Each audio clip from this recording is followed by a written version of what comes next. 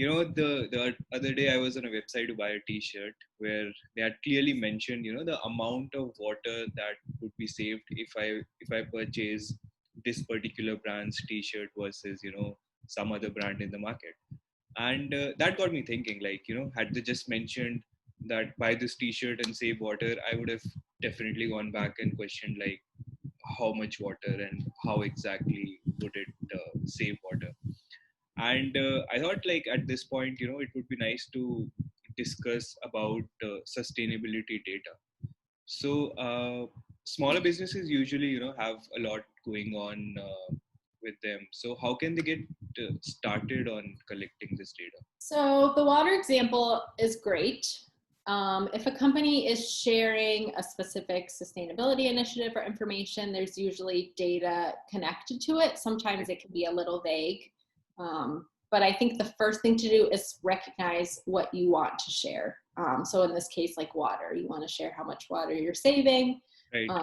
Or whatever that is. So the second thing is to set up a system to figure out more concrete numbers around that. So how much you're saving per item, like for the T-shirt, how it's calculated, and then a way to calculate it so that you can share.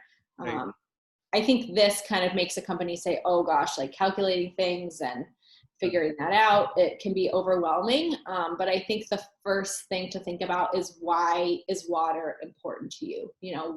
Why are you interested in saving water? And starting talking about the story behind, we're passionate about saving water because of this, Right. or we want to explain more about water and why it's important. So when you're excited about something, I think it makes you want to share more specifics, and then you can use that to get into data next. Right. Interesting. Like, I think, yeah, stories are a great way to think about it, for sure. And next, so I wanted to understand, are there ways in which businesses can collect and store sustainability data in an efficient manner, especially, without investing a lot of resources and time in it? I recommend that businesses figure out a storage plan that works for them. Often we look at what other people are doing or try and copy something, and then we do it for 2 days and forget about it. So Right. I think to start off, if a company can allocate, an hour a month to start tracking things, and do it in a way that works for them. I've seen companies use Excel. I use Excel. But other people use like project management, like Asana or Trello. It's really just figuring out what will make you actually do it every month, and start tracking. Right. I love those tools, like all of them that you mentioned. I use them for our project management. So thanks for sharing that.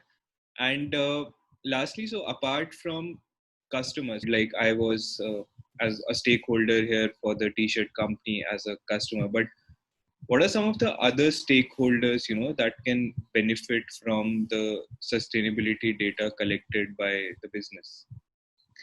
So the main one I have seen a lot recently is data being used in an RFP process, or for suppliers.